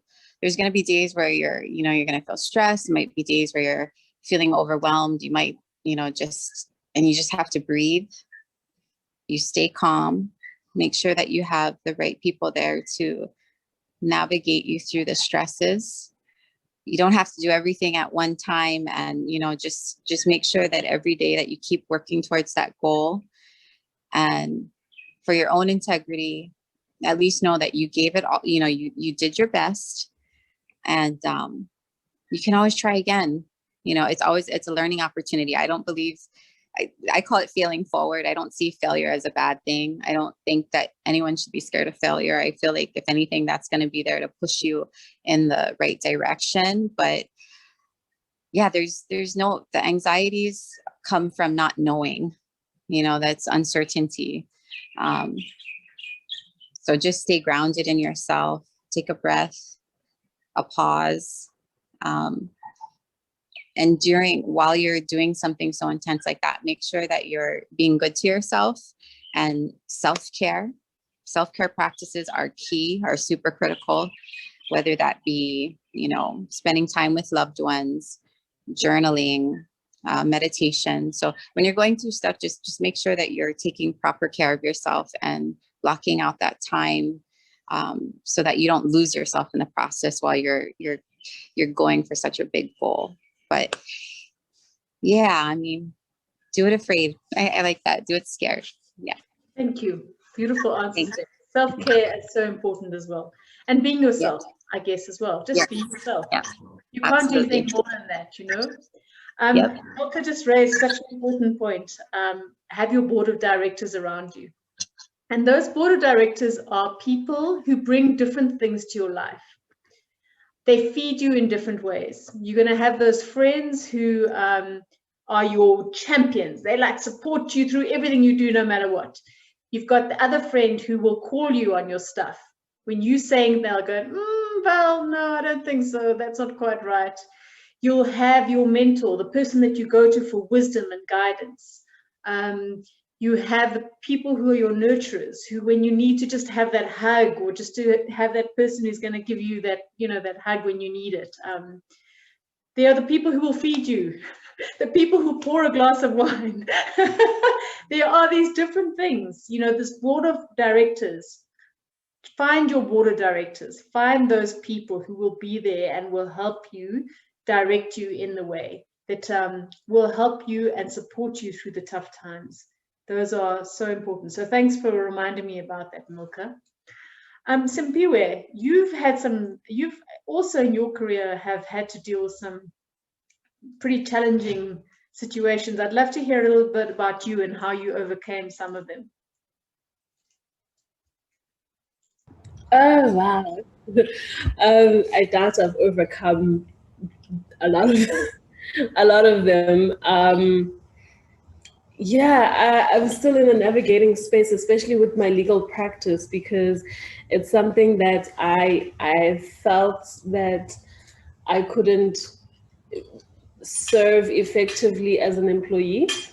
And so I decided to open my own practice, and that has had its own challenges in terms of trying to partner up with people and things like that. So I'm not quite at the stage where I'm ready to actually talk about what I've overcome, because I'm still in it.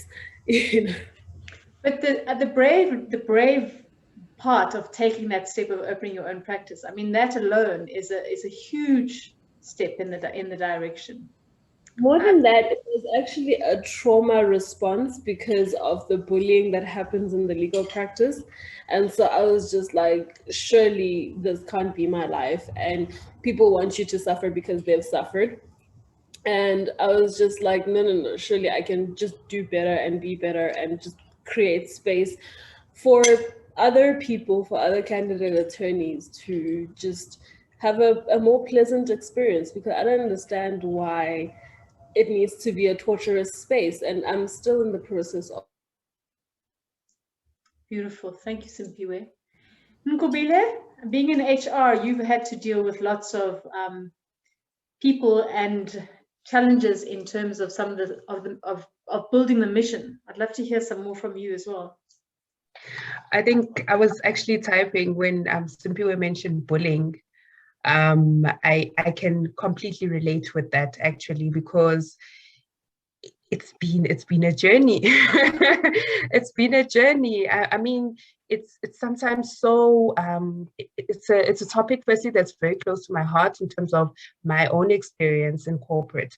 I don't think it's unique to the legal firms or legal environment, for that matter. It's more of a corporate experience where you literally just have people that are highly uncomfortable with your potential, or they see something in you and they feel they need to do something about that, that's going to basically hold you back, pull you back, and make you feel a lot less important.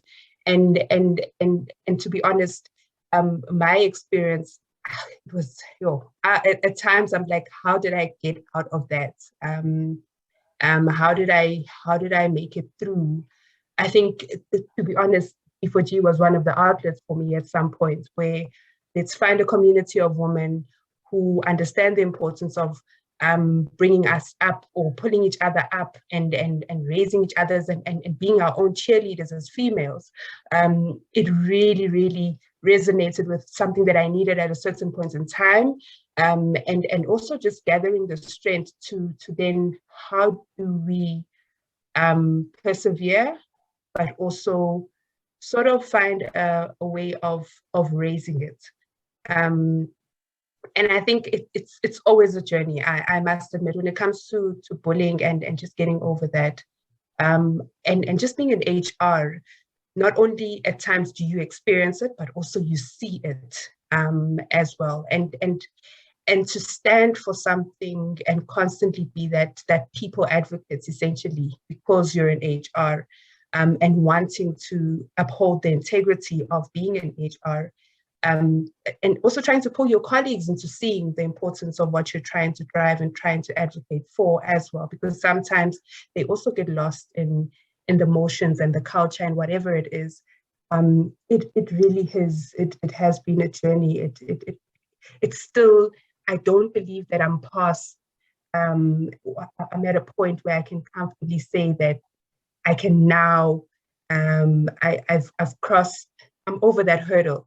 I think at some point, because by virtue of me being in corporate, I'm going to come across something similar.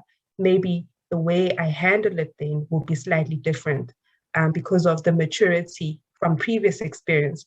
But it's just, unfortunately, the nature of corporates, and we're constantly advocating for the right environment, actually, more than anything. Okay, Hannah, go ahead. Yeah, I noticed that I like that we're talking about bullying, and I just have Nabul. I want to make sure I'm saying her name properly. Nabul, how do I pronounce your name? Mbali. Nabali? Kobile. Kobule. It's a beautiful name. I love it. How would you, and I've had to deal with bullies as well, but I do defend myself for sure. But how would you say that how did you deal, in your situation in corporate, how did you handle when you were going with the bully did you document it? Did you report it?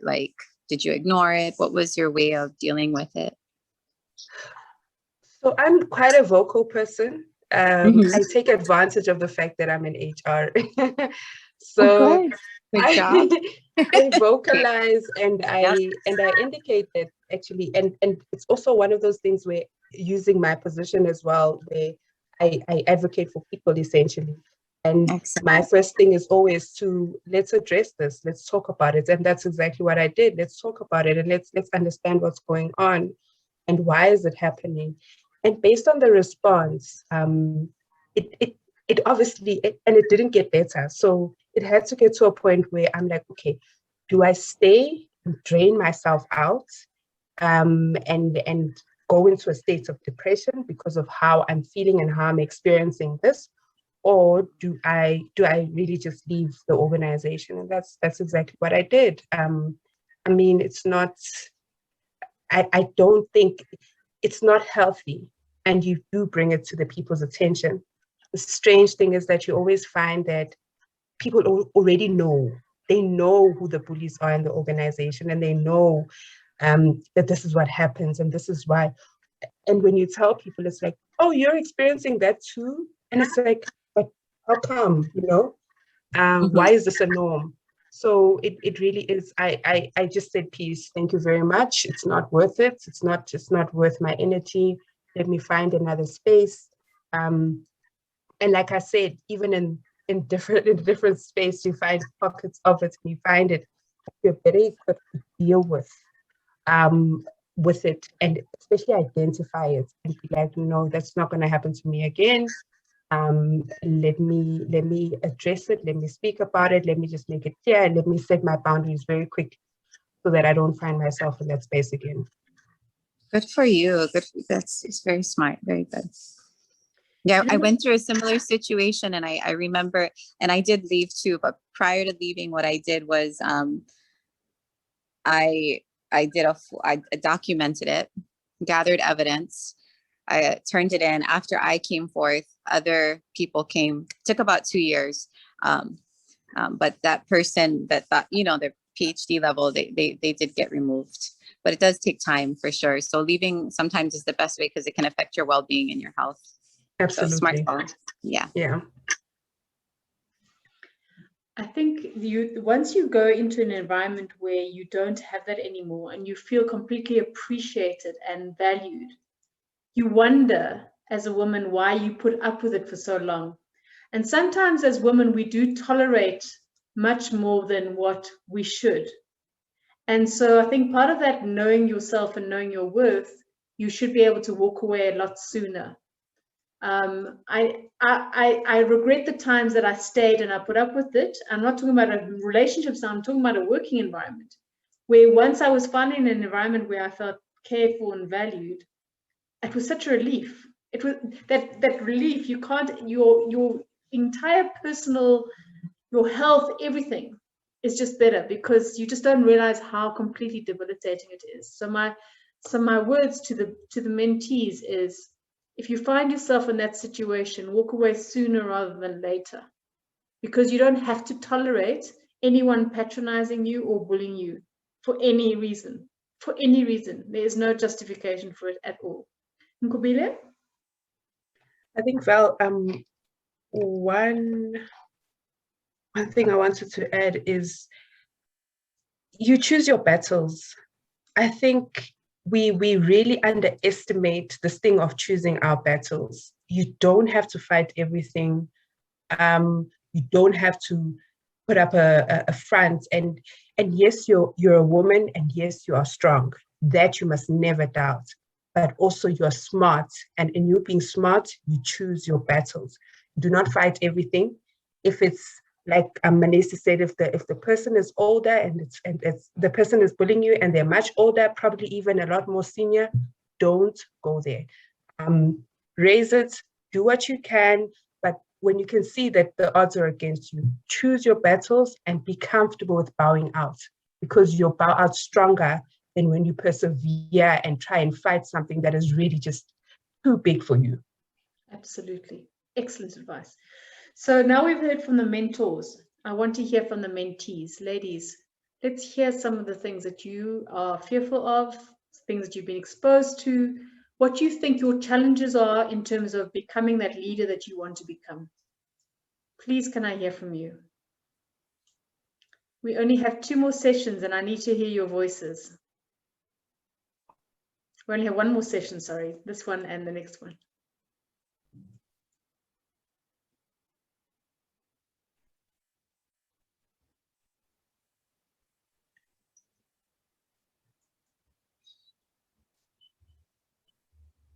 Manesi? Go ahead, Manesi. Hello, can you hear me? Yes, go ahead. Yes, I think my biggest challenge, one thing that I'm afraid of, I'm not really unsure about my capabilities. I think my fear comes from what the next person thinks. So I worry more about what the next person is going to think if I fail, not how I'm going to feel about failure. So I'm going to say to you, remember what I said earlier about knowing your power. When you know your power and you know what you bring, it doesn't matter what anyone else thinks. If you are true to yourself, you know why you're doing things. All the principles that we've covered to date, right? In terms of being your authentic self, being who you are and bringing your power to the table. The minute that you stop caring about what other people think, you actually can let go of so much and you can step up even more, because suddenly it doesn't matter. And when you let go of all of that, and I'll tell you, it took me years and years. I mean, I wish I had the confidence that some girls have these days. I mean, I look at Titose and I go, her confidence at 22, I wish that I'd had that. She doesn't let anyone's opinion of what she thinks, because she's very focused on her mission. She's focused on who she is, she's focused on what she wants to achieve, and she's focused on her vision and her mission. And that's all that matters. She just wants to achieve what she wants to achieve. So I honestly say to you, don't stop caring about what other people think. They actually think less of us than what we imagine. They really do. We always think they're thinking about us, but actually they don't really think that much about us. So they're thinking about themselves. Yeah. Exactly. Just be yourself and do what you have to do. That's all that matters. Mbali? My fear is by the time I leave my current workplace, I might have PTS from all the trauma. People are truly unkind, especially when they make it known. Sure. PTSD in terms of bullying is a serious issue. It's a serious issue. And Kubile, please feel free to step in here at any stage. And honestly, I would suggest, because this is what I did, is that I started getting counseling and coaching and I got an external coach, and the external coach told me to go for counseling.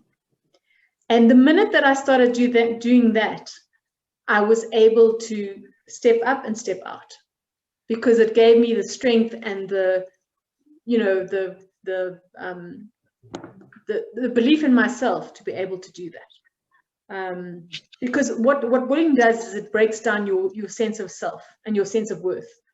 And that's the PTSD. You need to, it's like being in an abusive relationship. You have to rebuild again. Clau, sorry, you had to say you have a question? Hi, am I audible to everyone? Yes, you are. I didn't really have a question, but I would have loved to share some of my fears. Is that okay? Yes, please. That's what we want to hear. Okay. I think I have exactly the same sentiments that everyone shared. More so, being afraid of the future or the unknown, and sometimes you do have your doubts on your potential and what you're capable of. But as much as you do have your fears, I am learning to accept, especially through this program, that it's perfectly normal to be afraid. It is normal to be scared. And there's nothing wrong with you if you're scared, but there are ways to deal with it. And it really is okay to talk to anyone and everyone who you know and you trust is capable of nurturing you and taking care of you. So as much as I do have my doubts and fears, I do know that there are plans for me, and I do know that I am meant for more and I am destined for more. But I think we should understand that being afraid and being scared and being anxious and going through things means that you're capable of more. Great wisdom there, Clau. Great wisdom. Great wisdom. That's all I can say. It's, yeah, beautiful. Beautiful. Well said. Milka, you're very quiet. Was there anything you wanted to add? Sorry, I was quite active in the chat. Appreciate it. Yes, I think you're all saying very, very good things. I think I was just thinking about what Mbali said, and my heart goes out to her. I have been very fortunate to have very good bosses, and they fight with me, not for me, but with me. So I know they have my back. If your boss doesn't have your back, I would be looking for another opportunity. I don't think I would survive where my boss is not on my side. Of course, you're performing. It's not a case of you need to be put on performance management. If you're performing and you're delivering as required, and your boss doesn't have your back, it's time to leave that boss. That's what I would think. But you know what? I know the options are limited. I know the options are limited, so reality checks in, and you have to really consider it. But I mean, your mental health is at a premium. Because you cannot achieve your dreams if your mental health is not good. I think also in those spaces is finding how you set up your boundaries. When you're aware of it and you know it's happening and you can't leave for any reason, one has to set very clear boundaries and push back a little bit. Yeah, there were different ways of doing it. Sorry, Lwani, you had your hand up. Did you want to ask something or say something? Oh no, I wanted to say something about my fear or something that I've been battling with. If you remember the last session, I told you that there's a point where I was academically excluded. So after that, I just always had this big fear of failing. So which meant that usually I'd doubt myself and my capabilities. And it's something that affected me most of my university years, but it's something that I'm learning to overcome. I'm learning to believe in myself more, and yeah. Well done to you. Because that's what it is, right? It's about overcoming and then moving on and taking on the next challenge and taking on the next challenge. And what you're talking about is like you took that fear and you learned from it, and you took the next step. So well done to you. That's amazing. Well done. Well done. Sarah, would you like to say anything?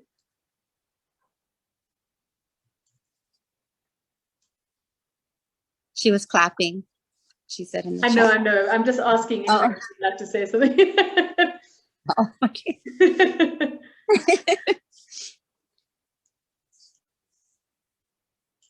Matumelo, would you like to add anything? No, but I think one of the things that I've learned over the years regarding leadership and everything,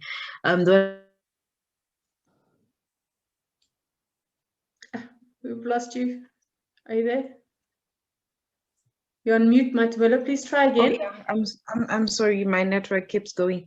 I've learned, there was that point where we were talking about the people within your circle. There was a point where I was in leadership and people wanted to lead through me. Like they wanted to use me to actually remain in position instead of them walking away from the post that they were in. And it took me some time to actually realize what was going. At first, I thought it was just genuine. My past leaders just trying to help me with the new position, but as time went on, I realized, nah, this is not what's happening. So I had to learn that, I have to be careful with the people that are surrounding me as a leader. What did you do? What did you do in that situation specifically? How did you deal with it? Did you speak to the people? How did you deal with it?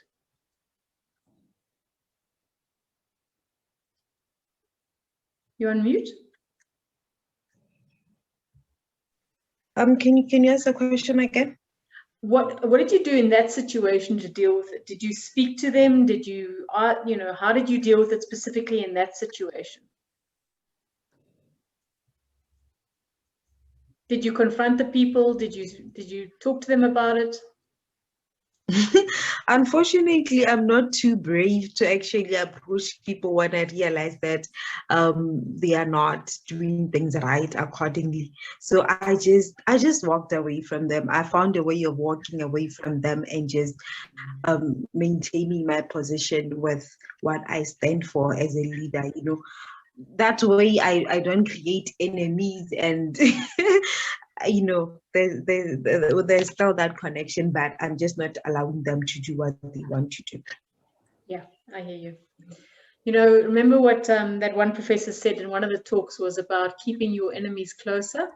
That thing about those people that you're not too sure about them, but you stay close to them because you know what? Sometimes having them closer is better than antagonizing them and causing more damage, letting them go and cause damage elsewhere. Exactly. Yeah. Now I'd like to chat about plans. I mean, we've had, okay, so you watched the video, we had Titose, we've heard the mentors. I'd like to hear from each of you something that you're thinking about, like what you will take away from this session. I guess this is now like the feedback in the, if we had big circle, what the feedback would be. I'd like to hear from each of you, just something that, a key takeaway that you will think about now when you're planning your leadership journey from here onwards. Manisi? What stood out for me, I think when you said that it's very important to think more about what you want to solve than what you want to do. I think that is very important because I realized that with the lady that spoke, I can't pronounce her name, but that she was very driven, and I think it was of the fact that she was more about what she wants to solve than what she wanted to do. Her leadership vision, that's it. She had a vision of what type of leader she wanted to be and what she wanted to achieve. And the problem she wanted to solve was she wants to give people access to money who don't have banks. Yeah. Do you have any idea of something you would be interested in doing, Manisi? Not particular, but I know I've had an interest in helping rural girls get access to things like libraries, because I realized that in rural areas they don't have libraries. But when you get to the business world, you expect it to be on the same level as everyone else who's had advantages that you didn't have in the past. So that's one thing, like give them access to information, or maybe just show them better ways to access information. That's beautiful. I love that you're driving forward a women agenda as well. Thank you. That's fantastic. Girls for Girls Pay It Forward. That's beautiful. Thank you for that. Any plans? Have you thought about doing anything with it yet, or is it still an idea at this stage? It's still just an idea. Well, I could introduce you to a few girls who are part of our alumni group who are interested in something similar. Maybe you guys can do something together. Anyone else? That would be great. Yeah. That would be great. Wonderful. Mbali, what about you? You've got this mission ahead of you. I know that you're clear. You've got to do this construction online, something that sounds very exciting. Tell me more. For me, I'm just at a space where, like what I mentioned about working in a toxic environment, I've just been looking at ways in which I can change my situation. And one of them is wanting to enroll in a short course. So I've just been researching on it and finding people's opinions regarding that short course, just so that I'm able to make a change, whether it's a career shift or just something that can just place me in a different environment than what I'm in right now, or open more opportunities for myself. Yeah. And the vision of having construction online or doing something in the construction online space, that sounds like there was something there that you wanted to achieve or some problem you wanted to solve? No, I was just asking for with regards to the tech space, because I know someone close to me is looking into going into security and merging it with the tech space. But generally for me, I just wanted to find out the streams for commerce, because I feel like it's such a competitive market out there and things are becoming much more harder with just one degree or just a very narrow approach to your career. So I'm just looking to diversify myself and make myself more marketable, because companies obviously want people that are going to add value rather than just ticking a box and saying, okay, we have that kind of employee here. So that's what I'm trying to do, just diversify my skill set. So, yeah. So what are some of the key takeaways that you've had from this evening then that have kind of stuck out for you? I really, really, really loved she said, so I think, sorry, I don't know how to mention her name, but the quote that when she said that when she couldn't find a certain skill, then she told herself that I'm actually going to do it. You know, I think that approach on life is really something that we can all take away with, because oftentimes we hit a roadblock and we're like, oh, okay, well, this is not going to work. Instead, you just need to believe in yourself and just tell yourself that if nobody else is going to do it, then I'm just going to take that approach and do it. And actually, I came across a YouTube video the other day about some, I think, yeah, this gentleman studied accounting and was going into the property space, where he was going to actually play with the big fielders in that space, in the property space. And he actually ended up hitting a halt where construction companies weren't wanting to work with him, because they had businesses from all the other big players who were discouraging them merging with this gent. And so what he ended up doing is that he ended up outsourcing people from outside, and he told himself, I'm going to manage this project myself. I'm not going to get any construction company to come and manage and help me. And today he has a big property portfolio. So that attitude of normalizing challenges and actually overcoming them is something that I think we can all take home with. So I really appreciated reminiscing over that. Beautiful, beautiful, beautiful. Thank you, Mbali. Flo, what about you? What are your key takeaways from this evening? I think for me, I found it interesting that when our guest speaker spoke, she consistently had this theme of, yes, I've gone through these challenges, and yes, I wasn't happy with where I was at, but I still continued doing and fulfilling what I felt that I needed to do. I think that's the main, one of the main things that I got from the discussion today. Nice, thank you. That's beautiful. Lufwani?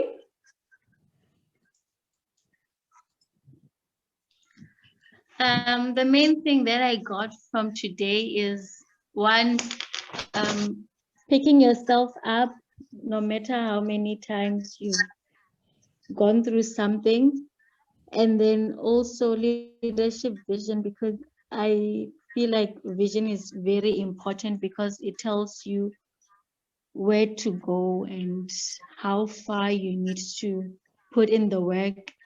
And I think the most important thing is believing in yourself more. That's the key element that spoke to me today, is believing in myself more. Find that Thank superpower and bring it to the table. You've got it, girl. You've got it. Matumelo? Yes, for me, my take home tonight is that if I can't find it, then I should be it. Whatever it is that's happening out there, or whatever it is that I want to achieve, if I can't find the means, then I should become the means to achieving it. Great, thank you. Katleho, you've been very quiet. For me, it doesn't matter if you don't know how, just keep at it.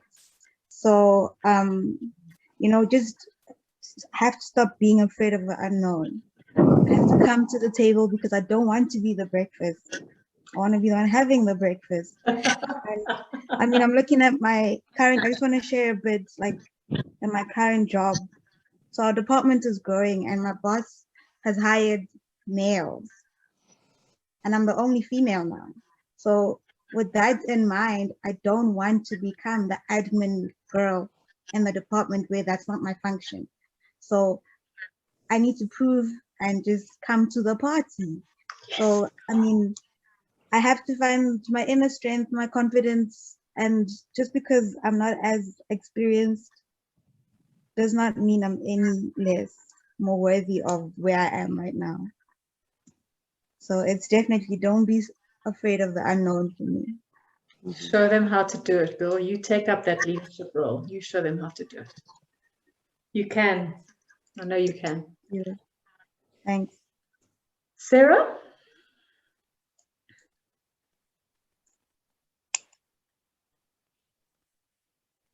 Do you want to type in the chat, Sarah, what your takeaways are from today, please? If you don't mind. A quiet place. One thing that I learned, which is going to be my mantra, is start afraid. And I'm going to keep it. And I think it's what I needed with that little push of starting afraid. Mm-hmm. Thank you.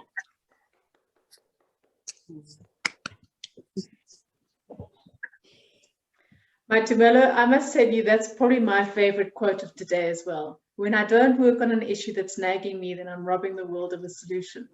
Those were such beautiful words. She had so many pearls of wisdom, I think, but that one was definitely the one that stood out for me. So well said for mentioning that as well. Milka, yes, you'll start with Why by Simon Sinek. That's such a good book as well. And if you're not following him on any other platforms, please do. He brings so much knowledge. And are there anything that the mentors would like to say, just as a sum up of what they experienced today and how they found today? Simpiwe, go ahead. I think the overall theme of today was basically just no excuses. If you have the volition to do something, and if you have the calling to do it, don't make excuses for yourself. The fact that you're not skilled enough, the fact that you don't have enough money, you don't have enough human resources, that shouldn't stop you from creating solutions that are needed, especially when that thing speaks to you personally. That means you've been assigned by the universe to do that. Find a way to do it. You being scared, it shouldn't be an excuse that stops you from actually carrying on and doing it. So I think that was the running theme and something that I'm gonna just probably put up as my mantra somewhere. Just know it. I'll probably take like lipstick and write it on my mirror. Yes, I love that. I love that. I love that. Like, I love that. Me too. I'm with you. I work. I don't know if you guys know African Leadership Academy at all. And if you get the chance, please do look it up. It's what the school does is they search the whole of Africa, looking for talent, and often from very underprivileged backgrounds or from very hard backgrounds of hardship. Lots of kids from refugee camps and people who've gone through wars and had to overcome some incredible challenges. And I think what these kids show me on a daily basis, I mean, I don't work with them directly, I work with them once they've come out. So we help them we help them go to university, we support them through university, and then what my role is to help bring them back to the continent so that we can build leadership on the continent. But these kids teach me on a daily basis. They come from so little and they achieve so much. Many of us have more and we don't use what we have. And here you have these kids who have come with nothing, and they go on to do incredible things. Nothing stops you. Nothing stops you. Simply, sorry, your hands up. Did you want to add something? No. Sorry, I just didn't put it down. No excuses. Yes. Does anyone else want to say something else?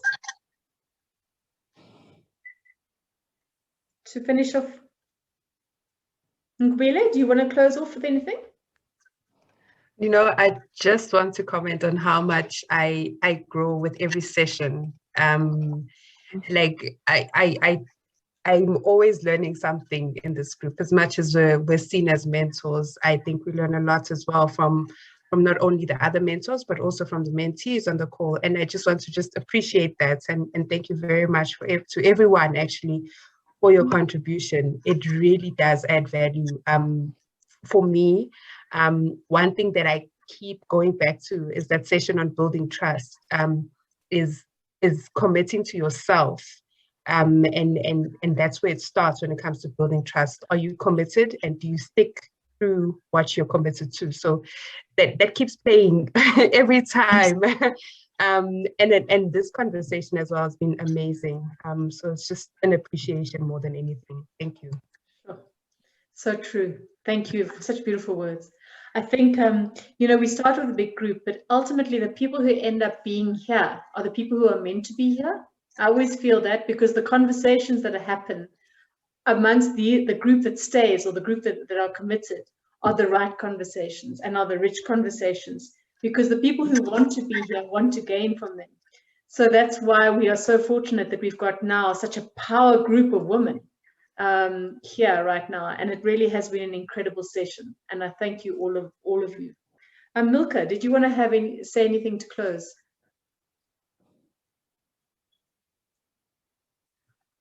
Hey.